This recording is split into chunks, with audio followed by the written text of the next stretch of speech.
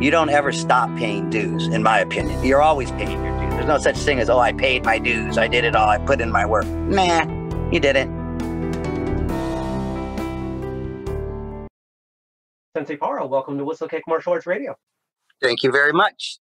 It's great to have you here. And so you're in Southern California. What's going on? What's going on there? It's pretty much always amazing weather. Are you near San Diego? That's what I'm used to when people say Southern. No, I'm in the San Fernando Valley. I'm in the city. I'm at the dojo at the House of Champions right now.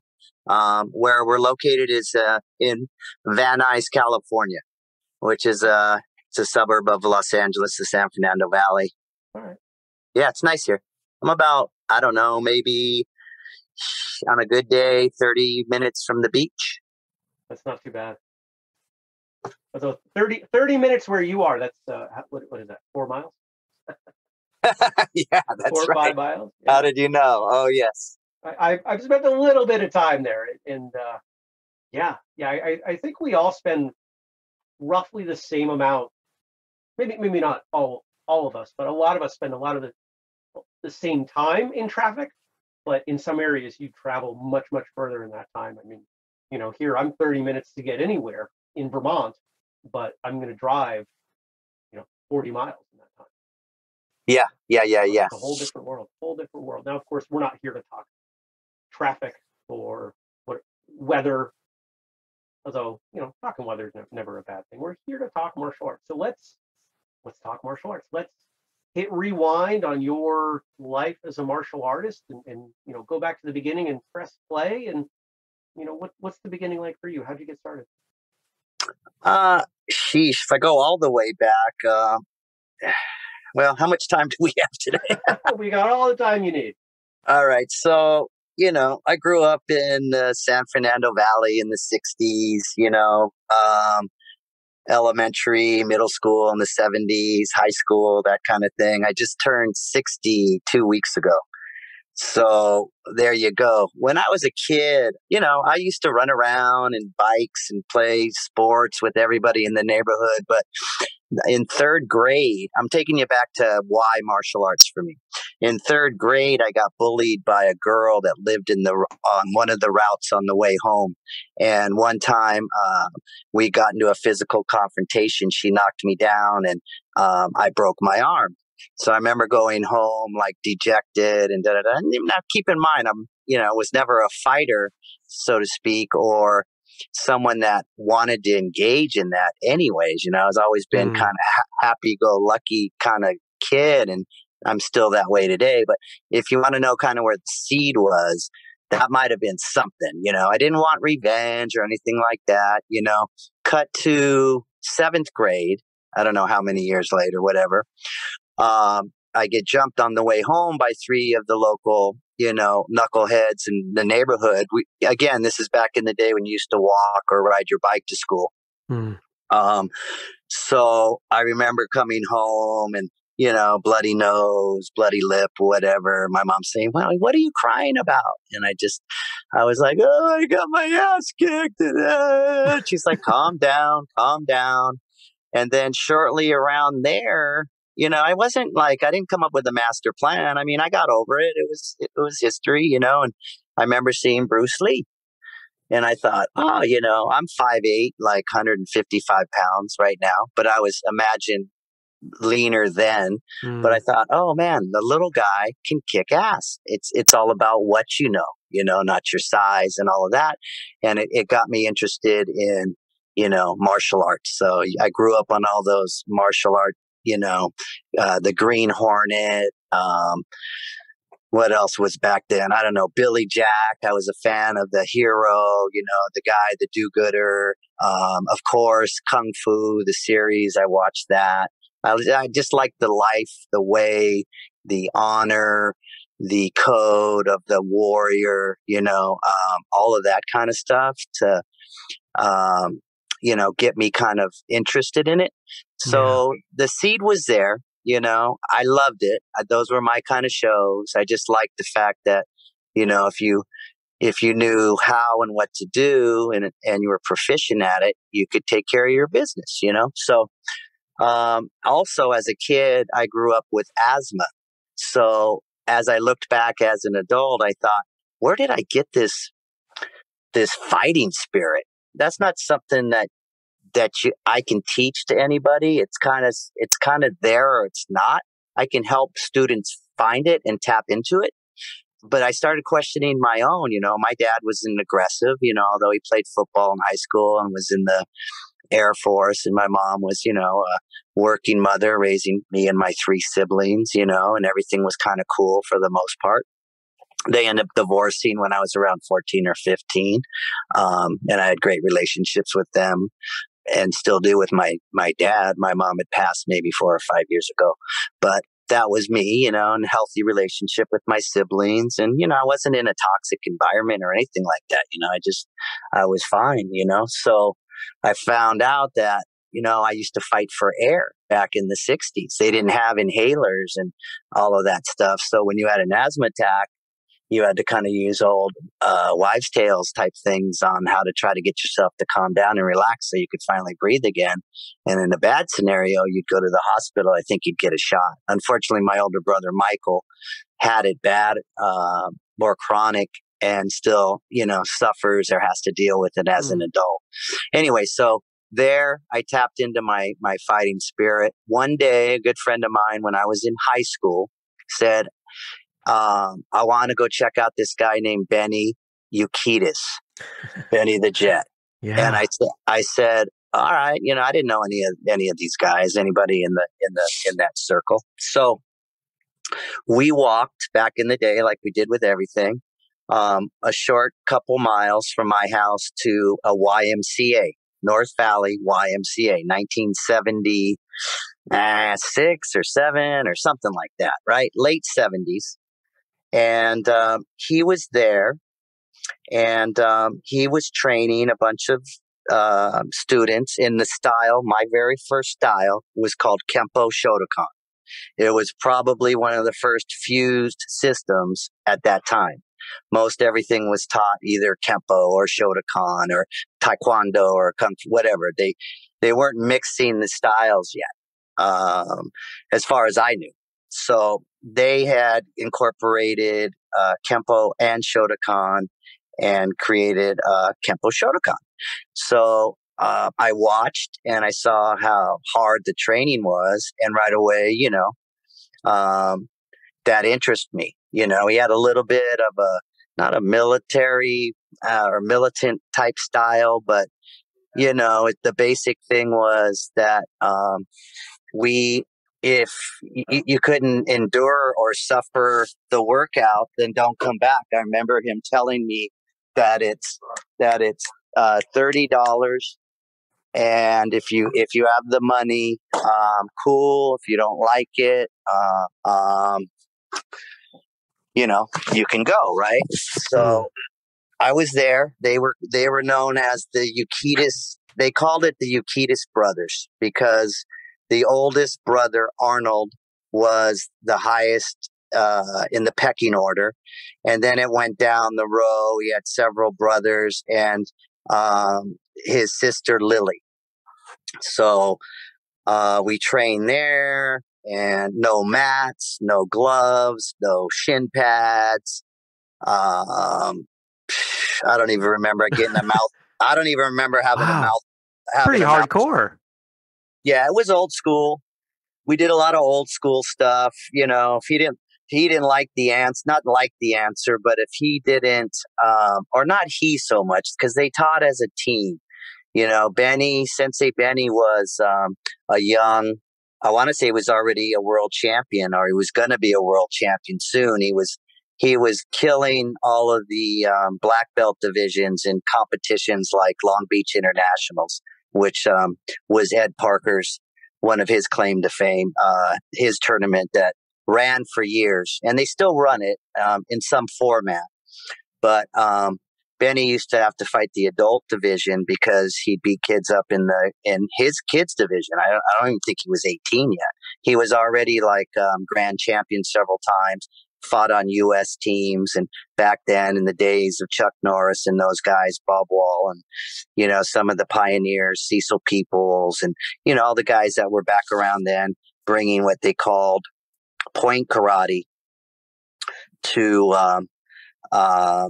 different venues. We'd also compete in forms, empty hand or weapons and things like that. And not to get off track too much, but so I immediately told my buddy, you know, I wanted to sign up. You know, I don't think he did, but I enrolled. I trained with the Urquidez family for the first year and a half at the North Valley YMCA. It took, now keep in mind, belts were like, don't even think about. Number one, you never, as a student and as an instructor, you know, you never ask about when your next rank is, right? It's just, it's something you don't do. So I came up with that in mind. So a year and a half later, I finally got the grade for my yellow belt. I was like, oh my God, you know? And then I think after 3 years, I made it to a blue belt. Now, keep in mind, I'm a teenager. I'm fighting and doing competitions in the karate circuit at the time, right? Including Long Beach, which was cool. You know, I was getting experience, getting my feet wet, learning how to be a competitor, and all along just training and doing it because I loved it. And, you know, I worked full-time jobs my whole life. 10 years in the market industry, the grocery union. I worked for companies called Gelson's and Lucky's, Gemco. I was a grocery clerk, so I was making good money. Through my teens, I started to explore acting in my early 20s, which I still do, and I've done several movies and TV shows. I now train actors for movies. I'm currently working with a woman that's going to be a female lead in a big movie coming up that you'll see, but I'm not privy to disclose at this point. Sure. But you know, I trained Sylvia Hoke, who did The Last Blade Runner. Corey Stoll, he was a star on Law and Order LA.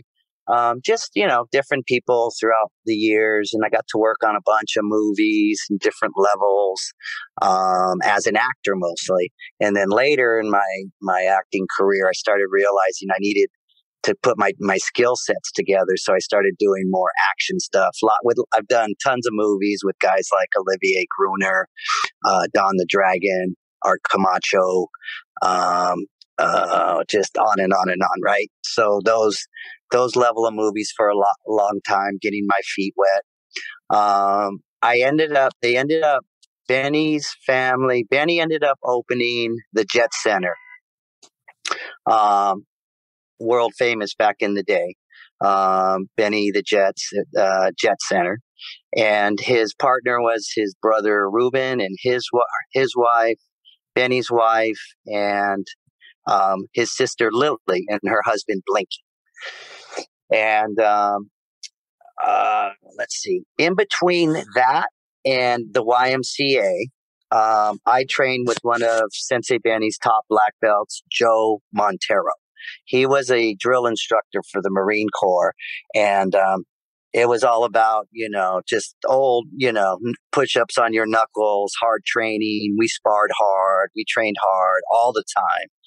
And I ended up getting up to a brown belt in the Kempo Shotokan system before he closed his school. And Benny opened up the Jet Center, which was state of the art. I mean, there's never been a dojo built like that at that time, especially in the early 80s.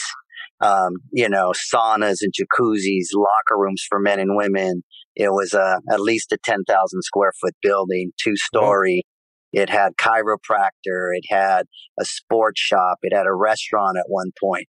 All the world champions trained there. Peter Sugarfoot Cunningham, who's a dear friend of mine, 8-time undefeated world kickboxing champion, still teaches with me to this day, actually. Matter of fact, I think he's somewhere in the dojo taking a nap.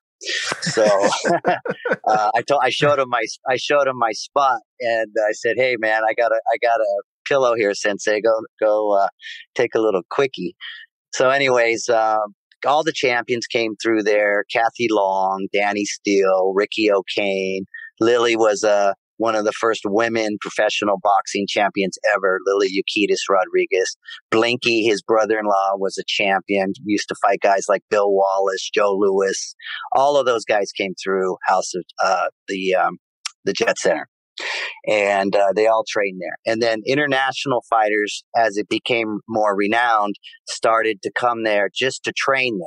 So you can imagine the pool. And keep in mind, I'm a young black belt, and I'm working with world champions, and they're much better boxers and kickers than I was as a karate man. So now I'm doing more boxing.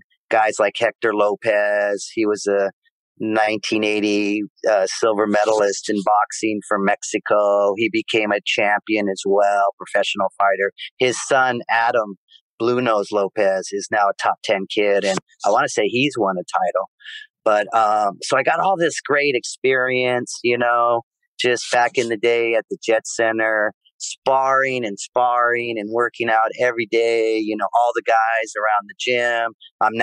We're now in a ring. We're not on hardwood floors for the most part with tape around it, competing like they used to do, or concrete. I think it was concrete back in Long Beach. Nowadays they put mats down for whatever reason, but we fought on concrete or wood. So yeah, I got all that experience. I earned a black belt in Benny style called Ukidokan. I was, I think, one of 16 ever to earn the rank, because it just wasn't an easy task to try to hang in there. I was training for over 10 years before I got an opportunity to grade for black. So I felt like I don't want to say paid my dues, because I don't think dues are paid. I think it's not like my dues were paid. You don't ever stop paying dues, in my opinion. You're always paying your dues. There's no such thing as, I paid my dues. I did it all. I put in my work. Nah, you didn't. Every day means every day. And that's sort of my philosophy with my team and my students here. That idea of being entitled, like I paid my dues. I'm like, you haven't done anything. What have you done? So I'm not that generation. And my parents and my students know it as well. But so yeah, I earned my black belt there, my first black belt there. And then I started teaching for Sensei Benny, and mainly doing the Ukidokan program. And I started to become very good at being a teacher. And I thought, wow, I enjoyed it. I'm a people person, but I had a special way of, I don't even know. It's just, I became one of those guys. I was around great teachers. I became a great teacher, philosopher, therapist, whatever you want to call it, as a sensei. All the things that an instructor is. Yeah. And I took great pride, and still do, in that. And, I remember Sensei Benny saying, look, it's a privilege to be able to teach on this mat. If I ask you to come up because I'm going to do a technique on you, that's a privilege, being the Yuki, right? And if you get popped a little bit, that means, your sensei respects you, and so I come from that generation. The Yukis used to kind of get, nothing excessive, but, certainly was good attention getter for the students. Say, hey, and then, okay, now let's work slower and more cautiously with your partner so we don't hurt each other, and take that approach. But at one point when he asked me, hey, would you like to teach? I jumped on that. I became the head instructor for the program at the Jet Center, especially in the later years. As guys would come and go, I was still the last man standing. In the mid 90s, they closed the Jet Center, and basically I was like, now what am I going to do? Right? It wasn't like, it was just a weird thing. I don't even know how to describe it, to tell you the truth. But I always thought my sensei would always be there and always teach, Hence, I'm still around after 26 years as House of Champions. I take a great amount of pride in that. especially after the last year of COVID. You know, I lost my entire business last March, everything, and managed to rebuild it over the last 12 months. And now we're better and stronger than ever. But with that said, you know, I'm a fighter and let me say warrior, and warriors never give up, and a warrior never quits. So I was built for this COVID challenges. It actually helped me tap into some silver linings, and I leaned out my staff. I used to have about 20 instructors and people that ran the front end and all that. I'm down to about less than 10. We're leaner and meaner, and I'm back in more of a lead role here again. You know, I got to a point after running this dojo for 26 years. I have over 43 years of continuous martial arts training. I had to step back up and you know, be that leader again. And I realized, gosh, I should have done. I didn't need COVID to be this guy. You know, a lesson to myself not to get out of touch with my students, my team, myself, and to be that driving force. You know, I want to say my philosophy or my attitude is sort of the secret sauce at House of Champions. I always tell parents when they come in, or students or pro fighters or anybody else, you don't need to come to the world famous House of Champions to learn how to kick and punch. Anybody can teach you that. They come here for the secret sauce. You know, we have this love, but it's dojo love, you know, blood, sweat, and tears, you know, is kind of our mantra. So, anyways, in 1995, or whatever it was, in the early 90s, when they closed the Jet Center down, one of the parents came to me and he said, "What are we going to do?" And I said, "I don't know. I was teaching, and keep in mind at the time, in those days, instructors didn't get paid. At least I didn't. But we were also felt like we were raised like it was a duty to give back and to teach, and a privilege as I started to get my teaching skills down. So I had a job. I didn't need to make whatever to go teach karate a few days a week, right? So I taught for a few years towards the end of the Jet Center. So they got used to me being kind of their leader more than the owners themselves, because they, you know, weren't necessarily around that much, especially in the later years. So when they closed, one of the parents said, "What are we going to do?" And I must have had about 25 kids, mostly, and some adults that were just kind of in no man's land. And he said, "Why don't you open a dojo, Sensei?" And I said, "Me?" I said, "Now keep in mind, I'm in my early 30s. I'm going to say that was kind of my prime." But so I thought about it. At the time, oddly enough, I was cast as a lead role in a new movie called Kill or Be Killed. We never ended up shooting it, but we wrote it. The producer, one of them was, oh God, who's the guy that played Potsy on Happy Days? Oh God, why can't I think of him? Not the Ron Howard character.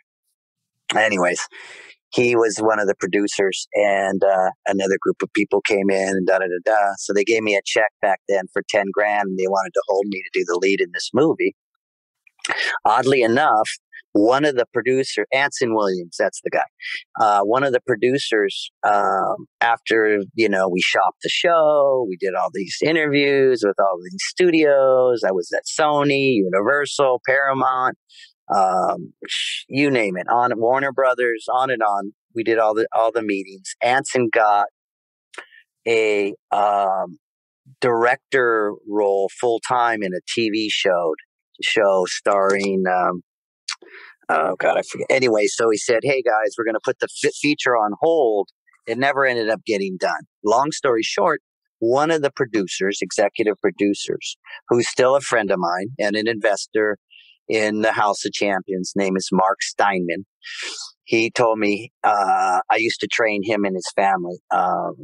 privately. He said, Mark, if you ever have a business idea, don't hesitate to come by, to pitch it by me. So I spent a year putting together a business plan. As I was, training. Now, keep in mind, I'm kind of a sensei without a sensei.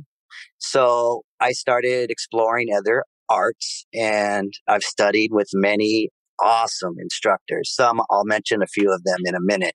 But had I not been forced or not have to look for someone else to train with, I would still probably be training just the one system under Benny, because we came up underneath the code and the loyalty. We martial artists back then didn't train under two different masters.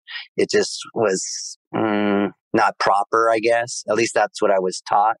Well, my philosophy nowadays is completely opposite. The more, the better. The more exposure, the better. The more great teachers you have in your life, the better. I don't care if it's a baseball coach, sensei, or whatever. So I got rid of that philosophy pretty quick, but because of that, I got to train with some great guys, and get skill sets in those arts and and started to find out kind of where the holes were in my art. At the time, for me personally, where my strengths and weaknesses were. And so I started to explore. Meantime, I'm putting together my business plan. I came up with the name House of Champions. I don't know. I'm good with coming up with names. For example, when COVID hit, I came up with the Yard at the House of Champions. So what else? For an outdoor training environment. Yep. Nice. The yard at the House of Champions. And that became cool. I put big banners. They're out there now. I built an outdoor facility that I would have never built had we not had COVID. I'm fortunate enough that I have a huge space and I have a huge area in the back, not only for parking, but for training. So I made it beautiful.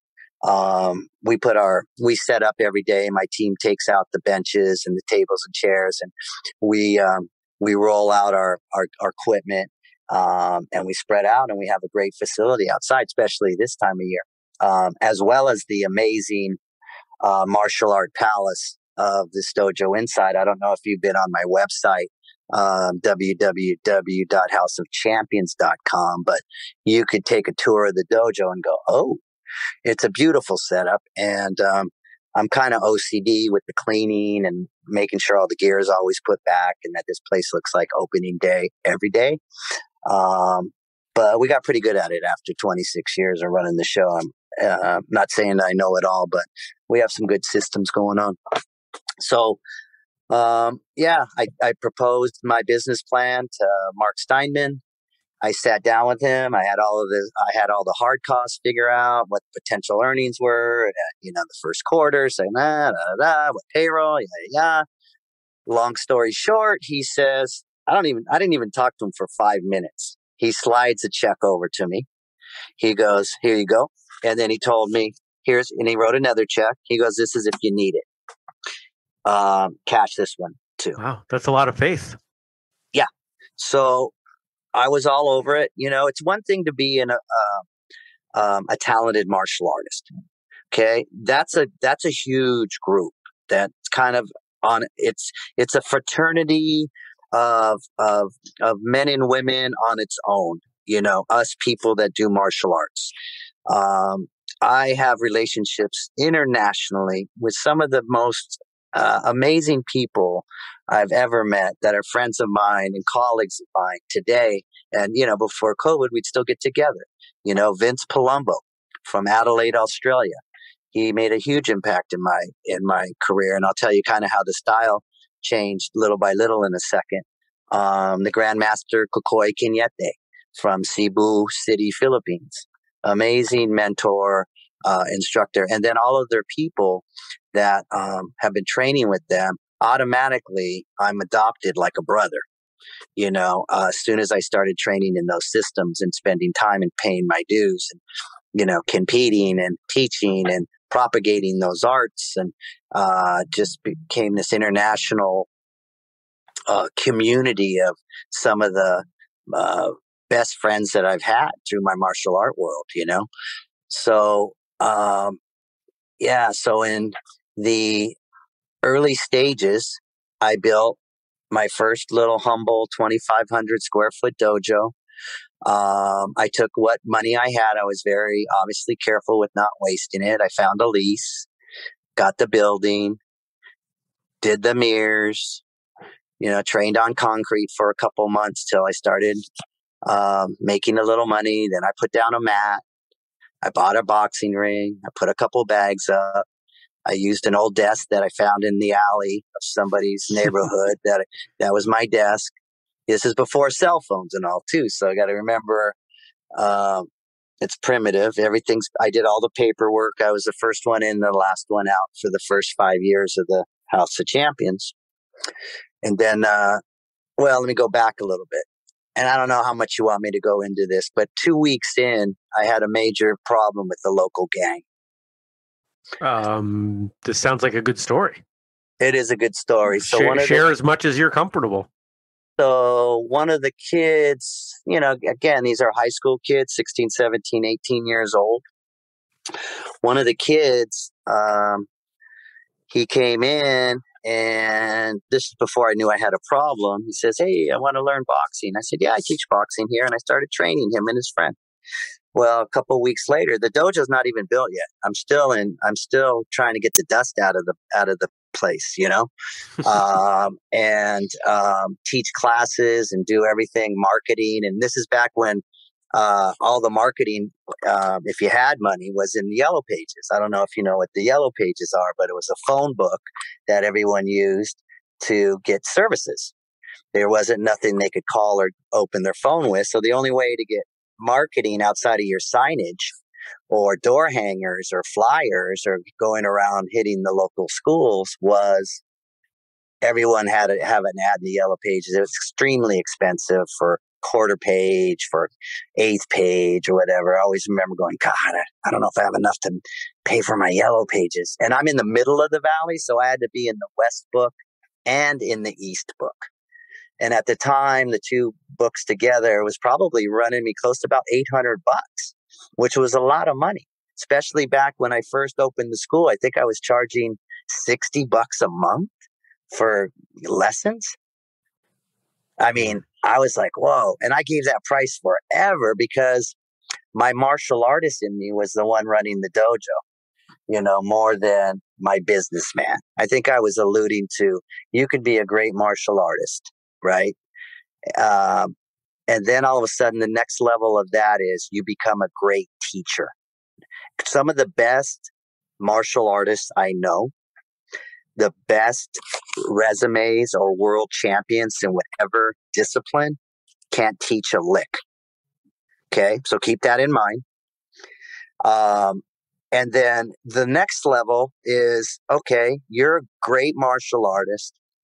You're an amazing teacher. Now I need you to become a businessman. So some of them, and most of them, that are great martial artists, world champions, can't run a business for a lick. And they've come and they've gone. I don't need to mention any names, and they're out there because they don't have the skill set, or they forgot to keep learning at some point. Their first philosophy is, I'm always a student first.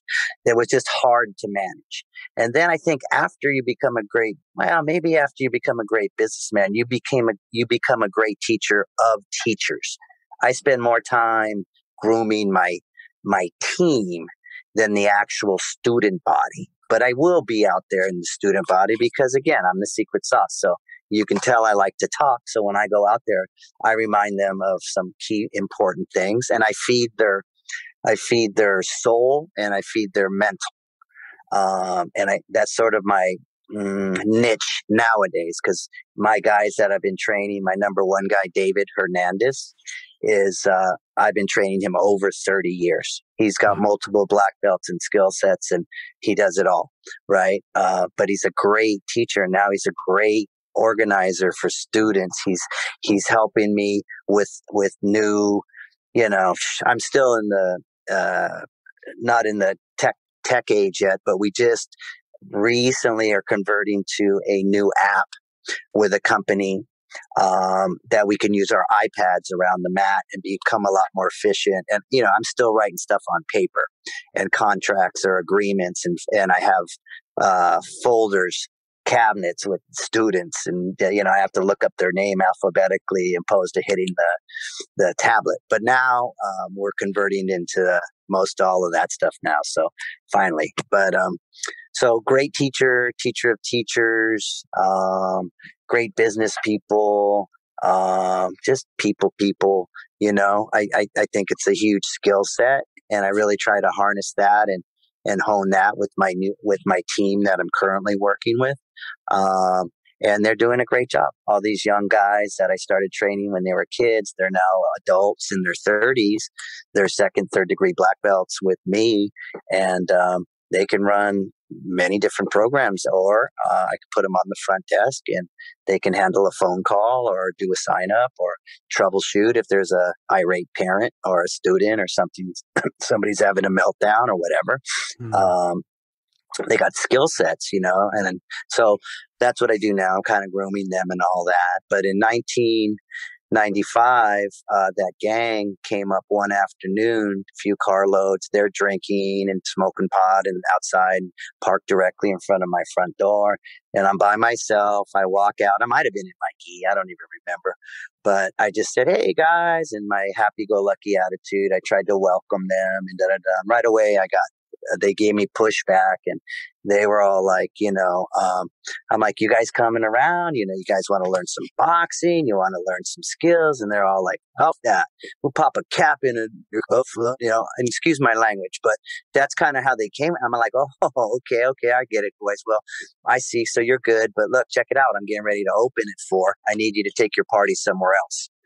And they got smart, da da da da. Couple of them start getting out of the car. Next thing I know, there's probably 10, 12 of these guys kind of around me. One of my guys ends up showing up. He was a Vietnam veteran. So he came out with a sword. And I'm like, "Oh, God, this is going to get bad." And now keep in mind, I've only been in the building for a month. I'm already thinking ahead. If this turns into a fight, I'm going to have a fight for life, and they're never going to surrender, right? They say the gang mentality, which I'm aware of and very savvy of. Long story short, it broke out into a fight. So I had two guys with me, and we're in the middle of Van Owen, if you know the San Fernando Valley. Traffic stopped in both directions. We're fighting with, I don't know, it seemed like 10 or 15 of these gangsters. And one of my guys puts the main dude in a chokehold on the ground, and the other ones are all threatening as they, this is after the beginning of the skirmish. And they're all yelling, "We're going to kill you. You're dead. You're dead." And I'm trying to tell my guy, "Don't kill this guy." And the Vietnam veteran guy's telling him, "Break his neck, break it," And I'm like, "Dude, let him up, let him up, let him up." Finally, let him up. The kid's mom's on the side. Now imagine people on both sides of the sidewalk watching.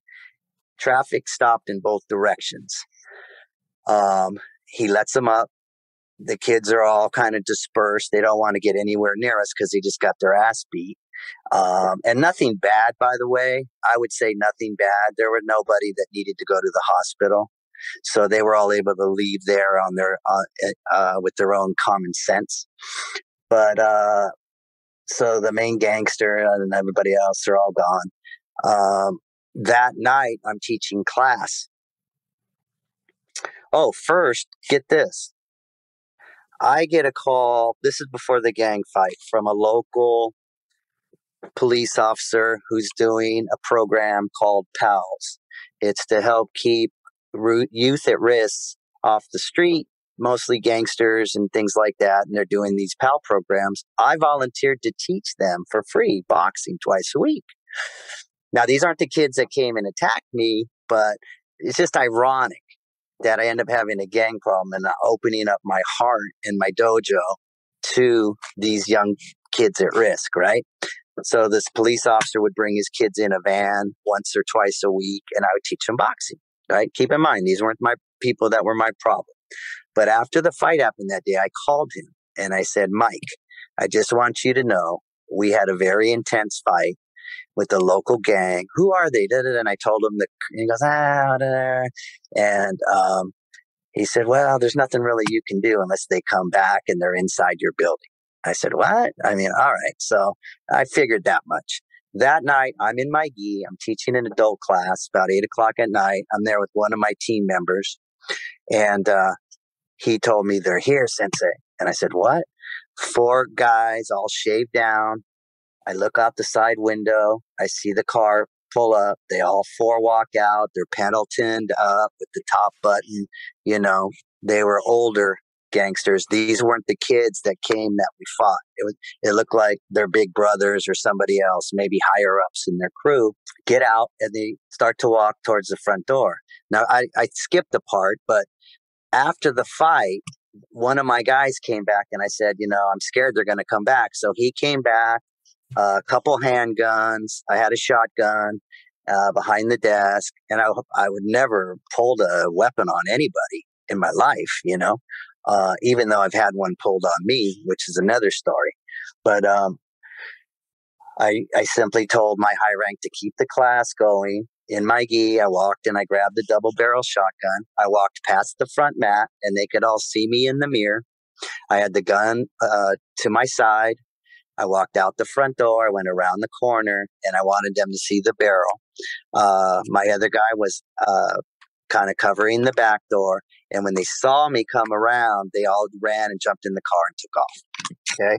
So now I know, number one, we had a fight. Number two, they're not going to come back. They did come back. They have a plan. Long story short, the kid that I was teaching boxing to calls me the next day. He says, Sensei, they're going to come do a hit on you tomorrow. And I said, what? They're going to come do a hit on me tomorrow? Again, I call the police officer. I said, hey, we had the fight. They came back that night. Oh, nothing you can do, Mark. And I have weapons. And they threatened to kill me. Nothing you can do, Mark. If they come in, you have the right to defend yourself. Do not go outside with any kind of weapon. That was the advice from the LAPD officer. And I'm like, F that. Are you kidding me? I'm going to sit here behind my desk and they walk in and get a jump on me. I mean, that's just not how I roll. But I just thought, oh man. So I ended up calling somebody else I know who was a community leader. And he was doing gang intervention. He knew all the gangs. He was trying to do this peace treaty back in the 90s, which worked for a while. There was a lot of gang problems, a lot of deaths. His own son was killed by a gang in a drive-by. So it's a bittersweet thing. And he became a person that was trying to bring peace. And I said, hey, I had this fight. I called him because I'm desperate now. He says, what's the name of them? He goes, I'll look into it. He looked into it. He called me back. He said, you know what? I think they're just a little tiger crew, Mark. I don't, they're not like an OG, like established, bunch of killers or anything, that hold down in like MS-13 stuff. And I said, all right. Nothing he could do. I get the call that day. They're going to come do a hit on you. I'm feeling hopeless. So I call the police again. And I said, hey, this happened and that happened. Now I just got a call from a guy on the inside, says they're going to come do a hit on me today. I'm armed. I told the police officer, I'm armed. And I had 2 of my guys that were armed. One waited outside in a car behind my dojo. And the other one was, I don't know, he was somehow floating around somewhere. I'm in the dojo. The next day, I have a 9mm in my belt, and I have a shotgun, and I know my guys. And I'm thinking there's not going to be anybody here to come help me. Superman, Batman, they're not going to show up. So it's around 10 minutes before they start to roll up on me, and I look out the window. I see an undercover car with 2 cops sitting down in the seat. And that was my first sign of relief. I was like, oh my God, they're here. Oh, I can't even tell you. A sigh isn't even is an understatement. And then I looked out back and I saw on the street another undercover car with 2 guys. And I was like, oh God. 10 minutes later, they start to pull up in their cars and on foot. Must have been 30 of them coming from all angles around my dojo. The phone rings and the police officer tells me, not the one I was trying to get a hold of, some other sergeant, says, Mark, stay inside, do not come outside, and do not come outside with a weapon, because he's got officers everywhere. Next thing I see is black and whites, helicopter, right over my building, and gangsters running like cockroaches. A car pulls up in front of one of the undercover guys. 4 gangbangers step out, and the cops come out of their car with their weapons drawn. They put them on their knees. They arrest them. Long story short, 20 minutes later, black and white pulls up and said, it's over. Can you come with me and go identify the guys? I said, yes. Put me in the back of the car. They go a block over where they ran to a house that one of the gangsters lived in. And they were all lined up on the side, on the curb, all in handcuffs. And I ID'd every one of them, even if they weren't there the original fight. So now they were charging them with terrorist threats, which is a serious offense. Minors and adults. Keep in mind, some of these guys were minors, 16, 17-year-olds with some 18, 19, 20-year-olds type of thing. As we're IDing them, police officers come out of the house with 2 5-gallon paint buckets. You know what that looks like, right? Filled to the top with AK-47 ammo. 2 partially assembled AKs and some other various weapons. And I was like, oh my God, these guys, I don't know if that was part of their plan for me, or maybe one of the kids, it's their dad's stuff. And I don't know what happened. But the officer called me the next day, said they were counting. They had to count each and every round for, to book the ammo and the weapons. He said it was over 10,000 rounds of AK-47. I was like, whoa. Okay, so cut to the chase. I'm cool. They arrested the gang, but am I going to be able to relax and run a dojo there? And this is a month after you opened. Yes. I'm laughing not at that it's funny, because it's not funny. I'm laughing at the intensity. I've been an entrepreneur all my life. I've faced many difficult challenges in running a business. I've never faced anything that overwhelming, and certainly, the early days tend to be the fun days. And here you're facing this, and I'm just I can't wrap my mind around it. Yeah, it was way more than anything I could have imagined. So, what's next? I'm there a month. I'm thinking, gosh, I don't even have the mat down yet. I just put the mirrors up. I have a boxing ring in there and an old desk from the alley. Maybe I should just move to another neighborhood and let's try it somewhere else. And then, my Aries nature kicked in. And I said, if I leave here, they're going to come to Northridge. They're going to come to North Hollywood. Every time somebody comes over that wants to beef with me or whatever, I'm going to pull my tail up and I'm going to run. So I said, I'm going to make my stand here. I said, I'm staying here. I ain't going nowhere. F them. So I'm still worried. Now I'm driving to the dojo every day with a loaded gun on the seat of my car. And before I open the dojo, I'm kind of looking around, making sure someone's not standing around waiting to do something bad to me. But it was incredibly stressful, especially since I had students in the dojo. Who knows if they were going to come by, and the dojo at the time had plenty of windows, and it wasn't protected. There's no way I could protect them, and it wasn't their battle. So how can I cut to the chase? So I have a friend who was what they call an OG from a very hardcore gang. and I won't mention any of the names of the gangs, Sure. but they're still around. They've been around for a long time. And I called him and I said, hey, this is what happened, da da da da da. And I told him everything I just told you over the last 20 minutes. And he was like, what? He's like, what? He goes, eh. He goes, eh. He goes, I'll get back to you. So he sent out his soldiers. I told him where they hung out, and I told him where I thought some of them went to school. And basically, they made their life dish for a good few weeks. And not in a nice way. His boys, when they would roll up and they started punking these guys and just bad stuff, right? And one day they got the main guy at a laundromat by himself. And that was a bad day for him. But afterwards he called me and he said, yeah, it's done. He said, you won't have to worry about it anymore. And I was like, really? You sure? He's like, yeah, man, it's done. Trust me. If he even walks down the street, he knows he's going to have problems way worse than what he's experienced. Not just him, but people he might love, right? That whole idea. Anyways, I ended up surviving that.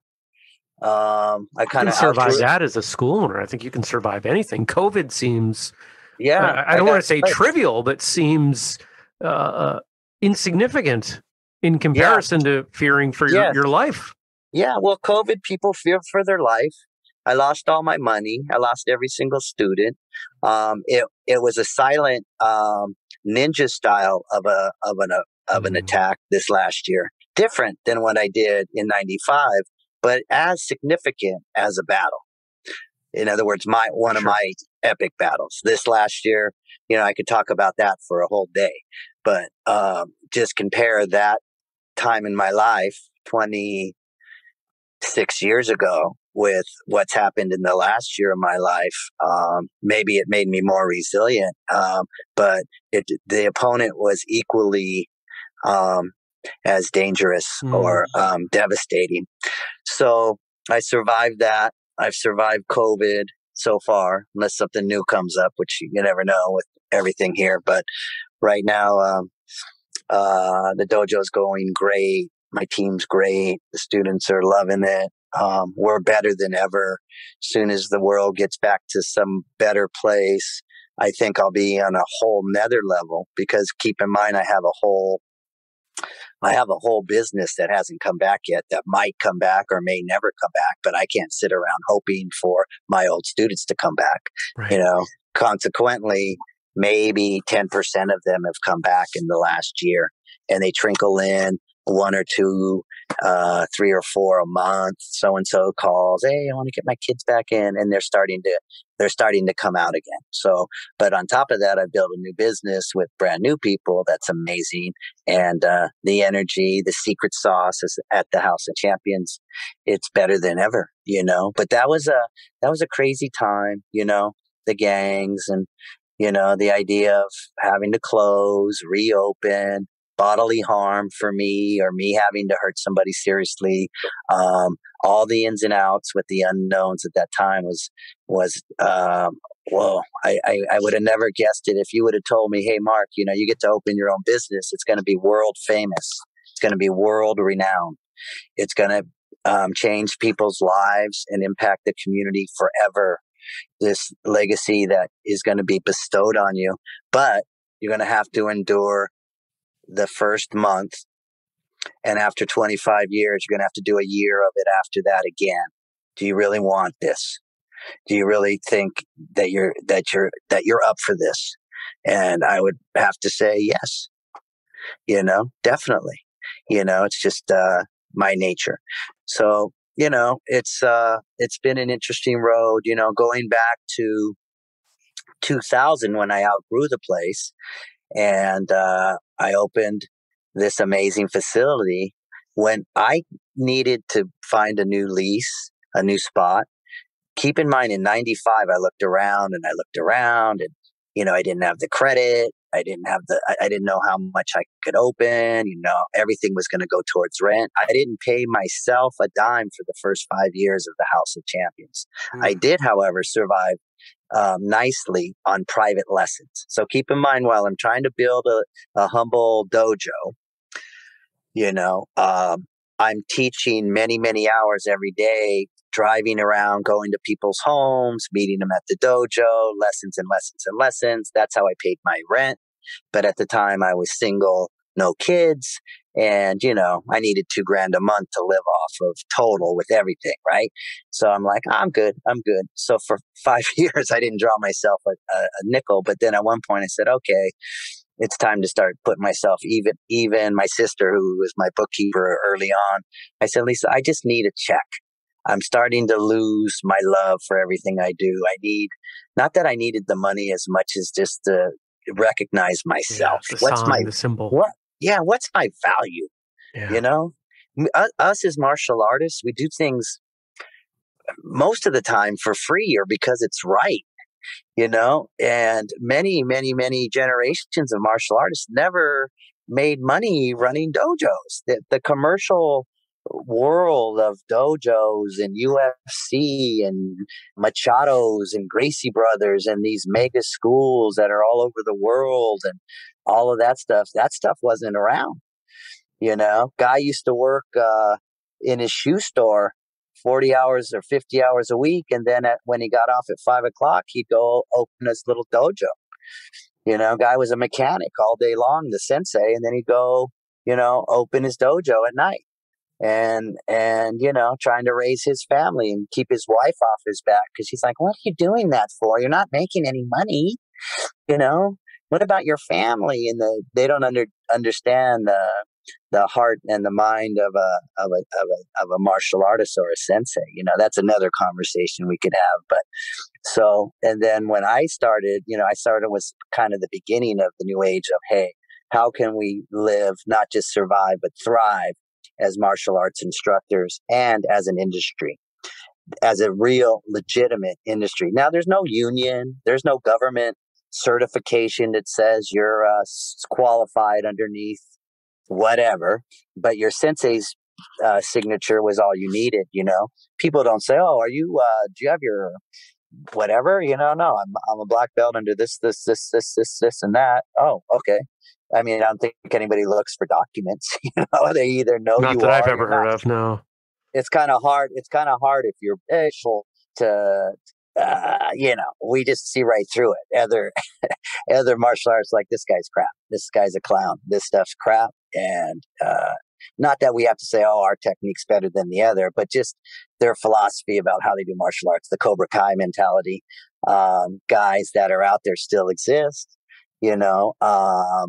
They no mercy and all that, but less and less. I think the more my style, Miyagi-Do kind of guy that mentors and takes a young person into their adulthood and shows them a way of life is more tempting for me as a father, to have a mentor that my son can be around for years and years and years. And unfortunately, if they're not good businessmen, as good as martial artists they are, that person still won't be there for you because they don't have the skill set to keep their dojo open. So I'm very blessed and grateful and happy that I've been bestowed with certain skill sets, some better than others, but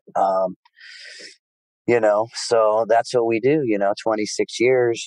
I've had thousands and thousands and thousands of students come through here. You can imagine. It's in the tens of thousands. I might even be more than that, but over 26 years. And I take great pride in the quality of what they get here. I tell the kids or the adults, I say, tell me one person that is or has been involved in your life besides your parents or your blood relatives that will teach and guide you for more than a season. A soccer coach, a baseball coach, a piano teacher, a great tutor. At the most, maybe a couple years, they're underneath somebody. Oh, I remember so and so. They were my favorite. I said, a sensei is a very special, a true sensei. Let me just say that. Not sensei. I don't want to use the word. A true sensei, teacher, will mentor and guide you for all of his days. Period. Not because I get a movie career, I'm going to give up my students or cash in on my dojo or stop teaching. A great instructor, master, grandmaster, like the great grandmaster Kokoi Kenyete. It's all day, every day. Even though you may do not technical teachings or things like that, but that's it. We sign up pretty much for life. Unless you leave, I'm not going nowhere. If you don't burn the bridge by doing something asinine where I can't have you around, like you're a threat or dangerous or you lose your mind, but I'll still be there for you once you get your mind back. And I can say, hey, yeah, none of us are perfect. I tell my students all day long, my halo has a lot of nicks and dings in it. Trust me. And I tell them too, guess what? So do your parents and so do your teachers. I don't care who they are. So get over the fact that, oh, my parents got divorced. Oh, well, that's a good reason for me to go be a little child for the rest of my life because my daddy's not around anymore or mommy left or whatever. I'm like, I'm sorry. I get it. I feel for you. I don't agree with it, but I'm into what can we do now? I had a mom tell me, well, my kid has some issues, he's always going to have these issues. He has anger issues, right? And he went off, and when he gets mad in sparring, he goes excessive and he has a meltdown. And the parent tell me, yeah, well, he has issues. I said, okay, well, guess what? When you're here, I get it. I'm aware of it. I make my team aware of it. As the shepherd of the flock, I can't, just because your kid, I can't allow him to have a meltdown and hurt another student because he's on a meltdown. He's not hearing me. And if you know a teenager, when they have a meltdown, you can't, they need to walk it off. So there's ways we can deal with meltdown. But that skill set, we're just like, whoa. I teach, my bottom line is I teach them all the same. Oh, my kid has ADD. My kid has autism. My kid has Asperger's. My kid has issues with this. It's my girl. I'm like, hey, kids, let me tell you something here. Our black belt is one black belt. I don't have a woman's black belt test. I don't have a kid that has a little bit of struggles black belt test. It's black belt. You get treated the same. Quit telling your kid and giving them the crutch of, oh, it's okay for you to melt down because you have that issue and you're always going to have it. I'm like, why would you feed somebody that? You know what I mean? I wouldn't bring attention to that. I would just say, hey, look, let's deal with the issue, but that becomes a crutch. Like, oh, well, I have ADD, so I can go wild anytime I want. You know what I mean? Because my mom keeps telling me I do, and that's just my nature and da-da-da-da-da. So she accepts my meltdowns, and then you got a 40-year-old living at home with you that doesn't work, playing video games all day because they want the upper hand. I'm big on parenting when I teach. I just tell them how it is. I always tell the parents and the kids, I go, I'm like a payday bar. I'm salty on the outside, but I'm sweet and yummy in the middle. I like that. Yeah. And they like it. Most of the parents, they want discipline. They want structure. They want their kids to focus. They want their kids to be hard workers. All of those things. And they bring them to the dojo. This is what excites them. They want to learn how to kick and punch or do a choke or an arm bar, whatever it is, a takedown. And I want to hit hearts and minds, more than anything. And so I tell them at the end of the day, I could care less how good your kid throws that kick. Obviously I do because I'm a teacher, but my point is that's not my main purpose or my main ingredient. They're going to get good at it, Mom, trust me. But just keep in mind, that's not my priority. And I also let the parent know, hey, if you're bringing your kid here to me, and you want to build, he has no discipline. He hits me. He calls me names and all that. He runs the friggin' show is what happens. And if I don't get what I want, I'm going to have a meltdown. And I'm going to break up the room and punch holes in my door because you're making me come home at midnight. I told you, if you discipline me, I'm going to melt down. Okay, you took my phone, meltdown. I can't drive. Oh, that's a good meltdown. You know, all of that. And in enabling that, I'm like, oh, heck no. Heck no, heck no. So we have these generation of kids that are terrorists. If they don't get what they want, they're going to have a meltdown. If they don't like what they hear, they're going to have a meltdown, you know? And I'm just like, don't feed that, Mom, and then bring them to me and expect me to like talk sense to them. Sure. I suspect we have a number of listeners nodding along right now. You know, you're certainly not alone in these thoughts, and I'm on board with a lot of what you're saying. Let's shift gears a little bit. Let's look ahead. We've talked a lot about where you came from and utterly amazing story training at the Jet Center. I can't imagine how wonderful that was, and just the what sounds to be the random luck of ending up there. Just I'm jealous. And then you know, stepping into your own school and you know, we spent some time with pretty powerful story that I think my major takeaway there is how dedicated you were, and you know, clearly that is the reason why you've stuck it out for so long. But let's shift gears towards the future, because through COVID, there were a lot of martial arts school owners who said, you know what, this is a good opportunity, and for some excuse for me to step away, for me to call it quits. Bow out. Yeah. And you certainly did not do that. So I guess that leads me to the general question of, what are you looking towards in the future? You know, you're certainly not of the age where, you know, you're done. No. But you are old enough that if you said, I'm ready to call it good on this, putting in 26 years, you know, nobody would have, I don't think anybody would have said, you know, I don't understand that. You know, if at 40, at almost 42, if I said I'm retiring, you know, people look at me funny. You know, having put in the work that you did, I don't think anybody would have looked at you funny in doing that. So what is it that you are looking forward to? What are your goals? What are you know, just that general future approach, you know, what's coming?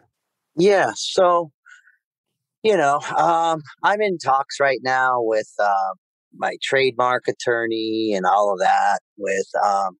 We're in talks about how we could make a House of Champions franchise, right? Mm-hmm. Never, even when I go away, maybe as the day-to-day guy, I would not walk away from the legacy itself. It would be handed down to my top guy, my team, this particular facility. So I would feel confident in saying that House of Champions could go another 25 years and then 25 after that, and hopefully just be in stone, you know, in this community and around other people that might be interested in upgrading or changing their format, school owners that are looking for a makeover from head to toe on how to put together a good, a great dojo, good systems.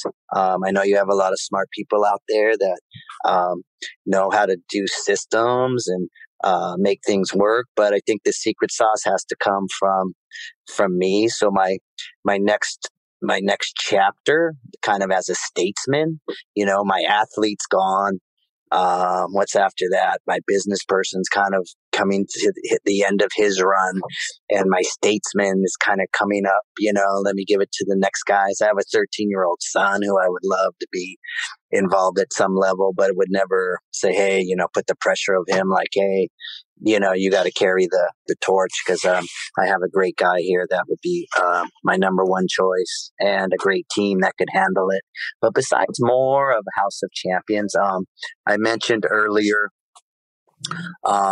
I'm involved in the movie industry. I have a current feature film project that's in development, and show that's an episodic, that's in development, that we're currently getting close to putting all the pieces together for those things. So I would like to do content or material that has an impact, tell stories that have an impact or leave an impression in life, not just do a movie, a bunch of killing and who can kill the most people and be the baddest guy on the planet. I'd rather tell stories like mine, and give hope and insight to people that watch our shows, our films, and things like that.